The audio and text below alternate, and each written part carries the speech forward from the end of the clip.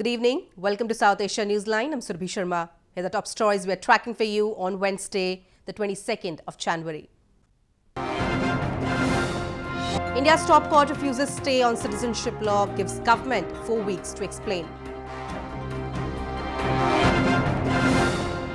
Trump meets Pakistan PM in Davos, again offers help to solve Kashmir issue. And rescuers continue search for 7 missing trekkers in Nepal avalanche.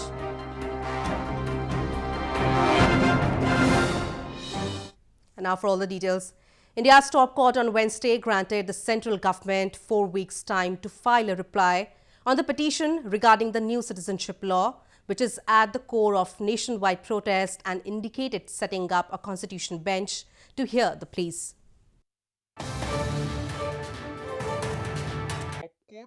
The Supreme Court of India on Wednesday refused to put on hold the new citizenship law, the Citizenship Amendment Act, and gave the central government 4 weeks to respond to petitions on the law.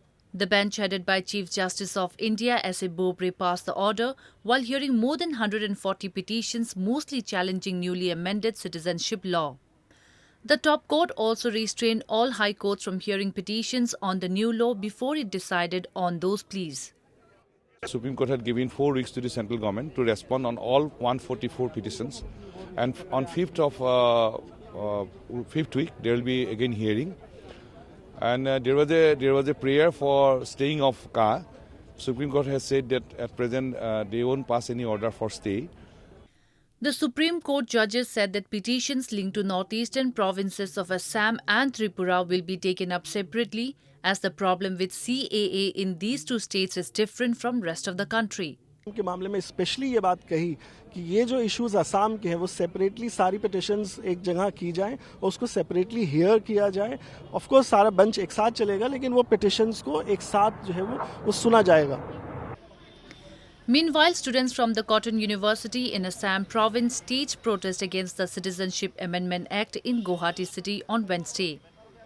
Protests have continued in parts of India, especially in Assam, against the Citizenship Amendment Act since December 11 when it was passed. People in Assam fear that it will primarily benefit the illegal Bengali Hindu migrants from Bangladesh who have settled in large numbers across the region.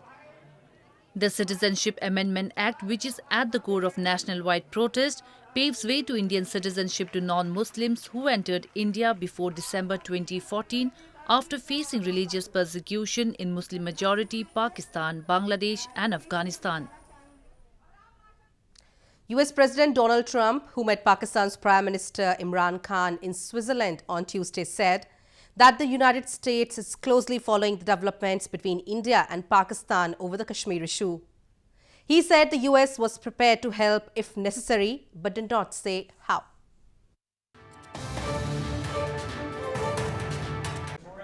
US President Donald Trump on Tuesday said the United States was watching developments between India and Pakistan over Kashmir very closely and was prepared to help if necessary, but did not say how.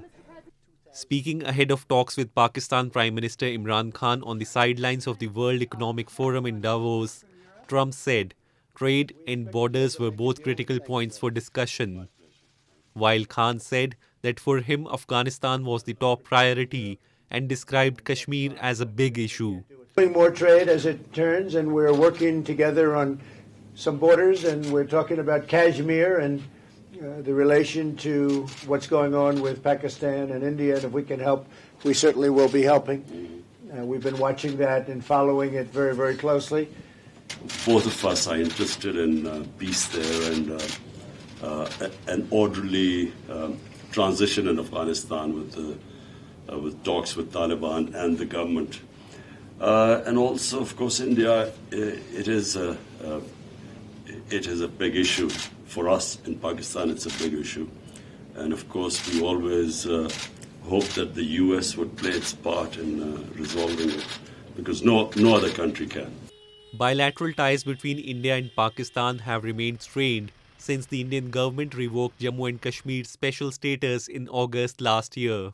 It also bifurcated the province into 2 union territories.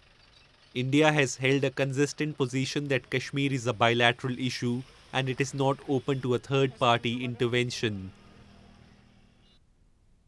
Top US official Alice Wells has renewed criticism of China-Pakistan economic corridor, urging Islamabad to rethink its involvement.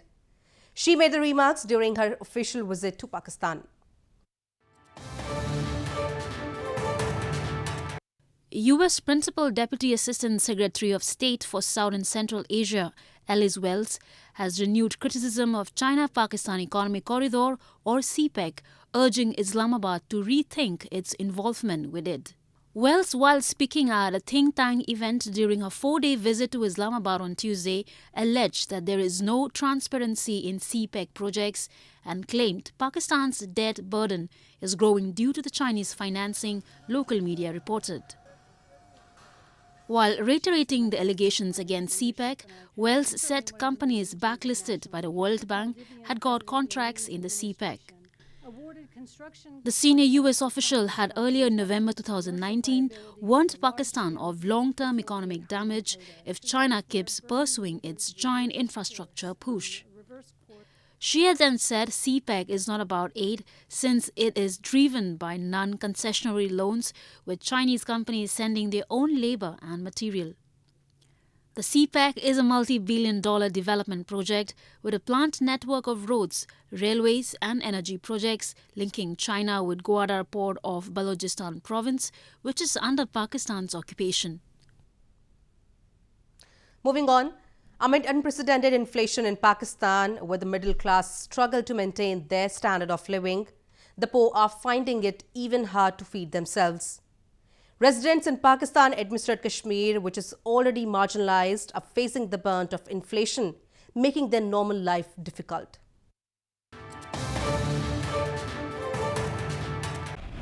Amid unprecedented inflation in Pakistan, where the middle class struggles to maintain their standard of living, the poor are finding it even hard to feed themselves.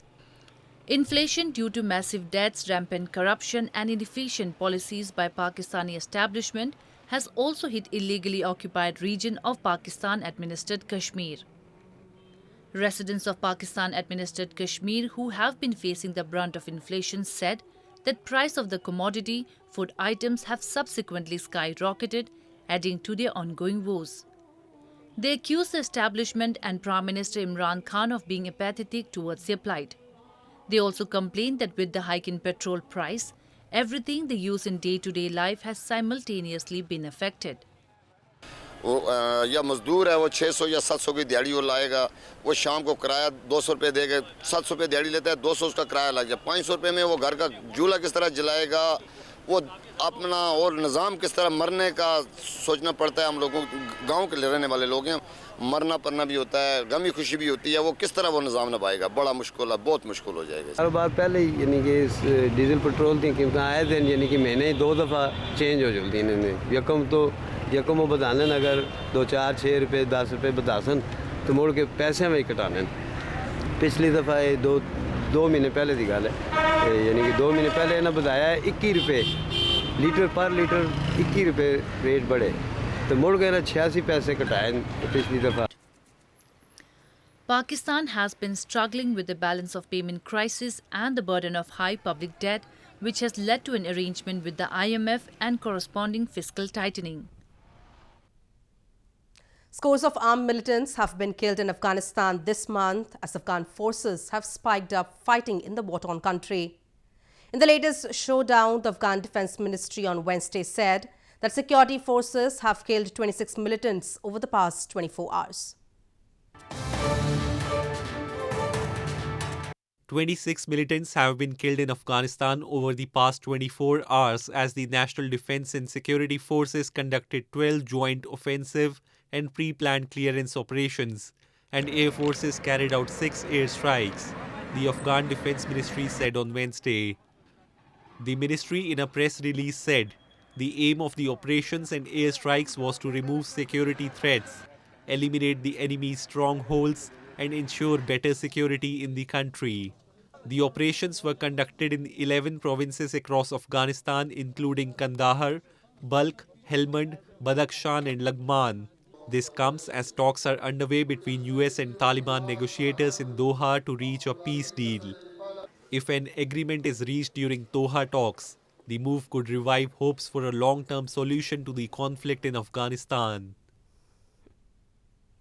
Rescuers on Wednesday continued their search for 7 trekkers who went missing after being swept away by an avalanche last week during a trek in the region of Mount Annapurna, the world's 10th highest mountain. Nepal Mountaineering Association has also deployed long-line rescue experts for the operation. Taking advantage of improved weather on Nepal's Mount Annapurna, rescuers on Wednesday continued their search for 7 trekkers who went missing following avalanches last week. 4 South Koreans and 3 Nepali guides have been missing since Friday after being swept away by an avalanche during a trek in the region of Mount Annapurna, the world's 10th highest mountain. Nepal Mountaineering Association on Wednesday deployed long-line rescue experts Dawa Finju Lama Bhote and Pimba Tenjing Lama, a senior tourism official said. The rescue teams using detectors have been rounding up around area where trekkers are suspected to be buried under and have marked the areas where they have detected signs that could be related to the missing ones. After find out the certain places, and the digging work also is very important for this, and only the search and identifying is not enough. That's why after digging we can find something in the identified place. Then this work also going on there. That's why it takes some days, more days. Meanwhile, the operation could take few days to weeks as the avalanche has dumped up to 12 feet at the site of the disaster, 90 miles northwest of capital Kathmandu. Twins from across Sri Lanka attempted to break Taiwan's 1999 Guinness World Record for the largest gathering of twins earlier this week in capital Colombo. The attempt may have failed following an unexpectedly large turnout.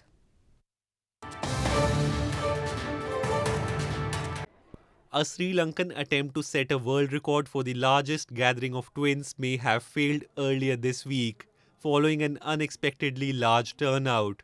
Thousands gathered to take part in the event held in an outdoor stadium in capital Colombo on Monday, but a bigger than expected crowd flocked to the stadium, causing long queues and meaning strict rules on registration were hindered. The previous record was set in Taiwan in 1999. The record then was 3,961 pairs of twins, 37 sets of triplets, and 4 sets of quadruplets together in one place. Though organizers claimed they broke a world record on Monday, but overcrowding could mean the attempt is invalid. However, excitement over participation was visible among people. Chinese Taipei කියන රටේ තිබුණා ලෝක වාර්තාවක් 8004ට මේ 8004 වාර්තාව විඳහෙලලා ලංකා නාමය ජාත්‍යන්තරයට ගෙන යන්න තමයි අපගේ අවශ්‍යතාවය. Non-profit organization Sri Lanka Twins, aimed at helping underprivileged twins, triplets and quadruplets in the country, said the record attempt was followed by a concert performed exclusively by twins, including an 80-member orchestra. Meanwhile, arbitrators Guinness World Records did not respond to a request for comment on whether the record had been broken. Well, that's the way it was in South Asia this evening. Before we conclude, the top stories once again. India's top court refuses stay on citizenship law, gives government 4 weeks to explain. Trump meets Pakistan PM in Davos, again offers help to resolve Kashmir issue. And rescuers continue search for 7 missing trekkers in Nepal avalanche.